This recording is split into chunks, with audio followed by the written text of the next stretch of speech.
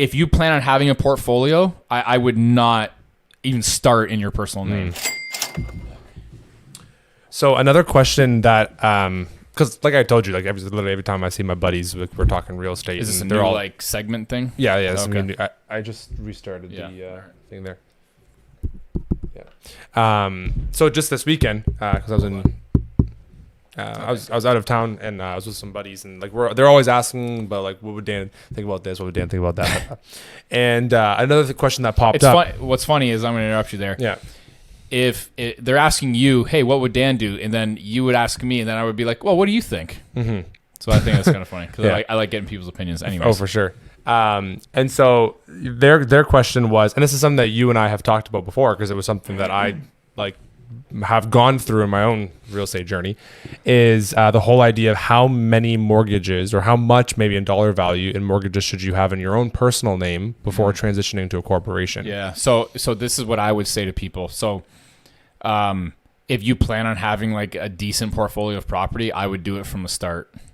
To be honest with you, and the reason why I would do it from the start is because there's credit unions that can offer residential rates anyways. Mm-hmm. Not like only you're saying, like even if you were to be living with your parents, like the very first one. Yeah, I wish I would have. The reason why I didn't do it was because I didn't have enough money. I barely scrounged up enough for the down payment when I bought those condos on my first deal.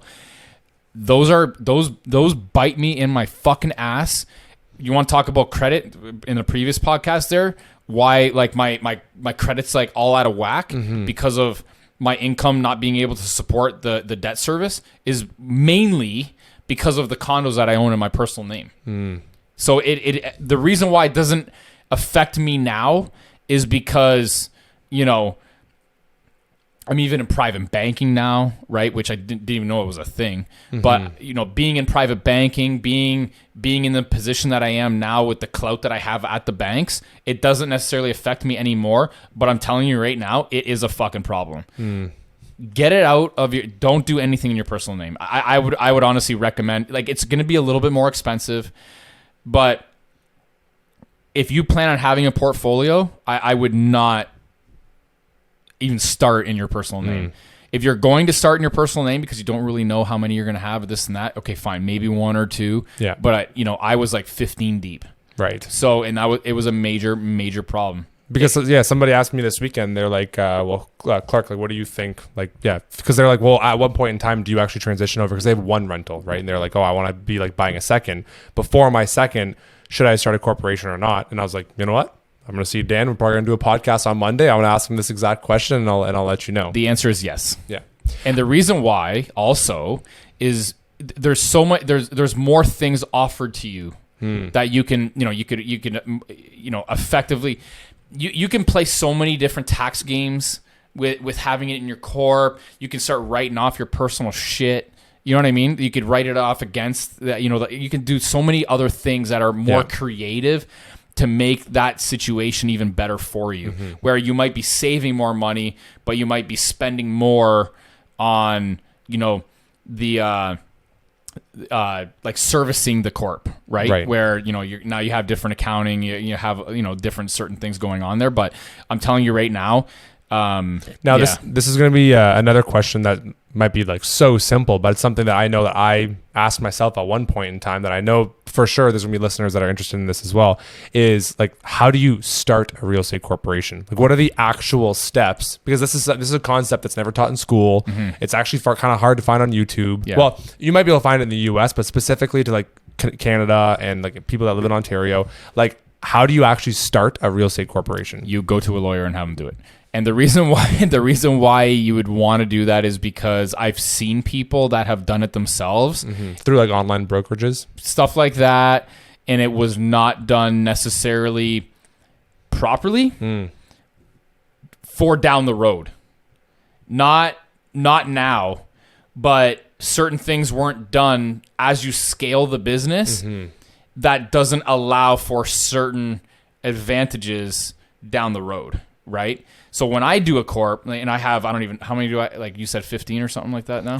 Like, I don't even fucking know. Yeah. So every time I start a new corp, it goes through the lawyer, but the first thing that the lawyer does is sends it to my accountant Jay, and Jay sends instructions on how to structure the corp from an accounting perspective, which is very important.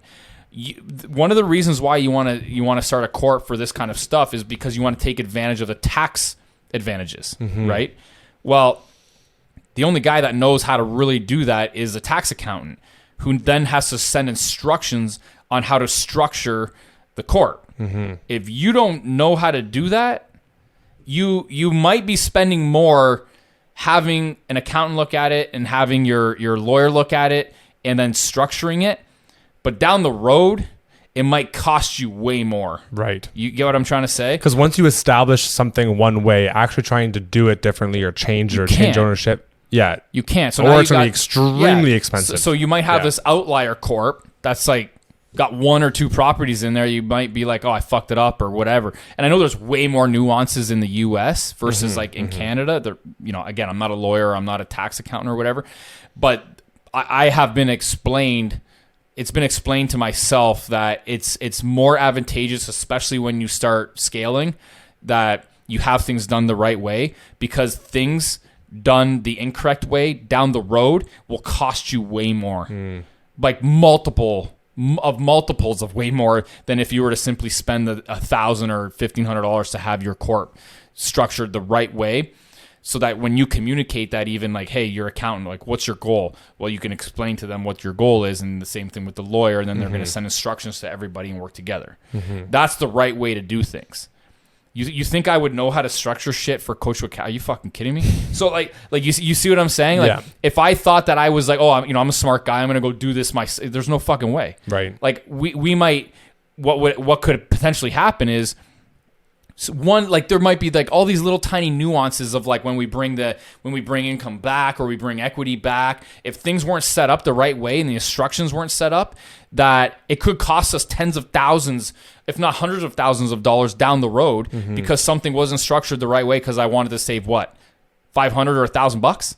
It doesn't make sense. I use professionals for everything because I know that in the end, that fee from the beginning is going to be a drop in the bucket for what we could potentially be saving from a tax perspective or even a legal perspective, right? You got to think too, there's also liability, right? One of the reasons why you start corporations is to shield yourself from liability or potential liability, right? Well, what happens if your corp's not structured the right way? That could potentially be an issue, right? What if you don't structure it in the right way where, it's not necessarily directed or again, I'm not a lawyer. I don't know if there's like what is done on the back end of structuring corps that if shit hits the fan, you personally may not be liable, right? But I have to imagine that veil of protection is very important to make sure it's tight. And me not being a lawyer and your buddies not being a lawyer may pose a very big issue, right? So I don't know that, signing up for an online fucking thing is actually going to make sense. I don't know that answer, but I know I'm not leaving it up to chance. Yeah. Right? Good answer. And not only that, but, even if my lawyer makes a wrong decision, I'm paying him to make the right one, which is why they have errors and omissions insurance, because if he does make the wrong decision and I have to take the fall for it, I'm coming after them. And their insurance is going to cover it and everything's going to be fine. Right? But, some online fucking brokerage that you are responsible for setting up your way, you're left in the dark after that point, right? So for me, it's not worth it because I always have that bigger picture in mind where that, like I said, that fee is going to be a drop in the bucket comparatively speaking to the risk and the potential tax savings and that veil of protection that I can have for myself personally. Do you feel like any accountant and any lawyer can help you with this, or would you recommend going to a specialized? Yeah, like you would want to go to a real estate lawyer, obviously. We're still speaking, specifically on real estate. Real estate lawyer and at least a tax specialist with respect to accounting. I would have to imagine that a tax specialist would have a very good understanding of tax law when it comes to real estate. I don't know that there's actually real estate specific tax accountants. I mean, the guy that I use, my buddy there, Jay, he's a tax accountant. Yeah. He's not considered a real estate tax accountant, but he knows. Well, typically, he knows I feel like shit. real estate is probably one of the top 3 things I've that never you're even taxed on. Yeah, in your I've life never even heard of that, to be quite honest. Yeah. And I can't imagine that even at this scale. I maybe at like the billions of dollars of funding. Yeah. There are tax accountants that specialize in that, but I mean, yeah, I would go with a tax specialist accountant, like a tax accountant, and a real estate lawyer. That's what I would do.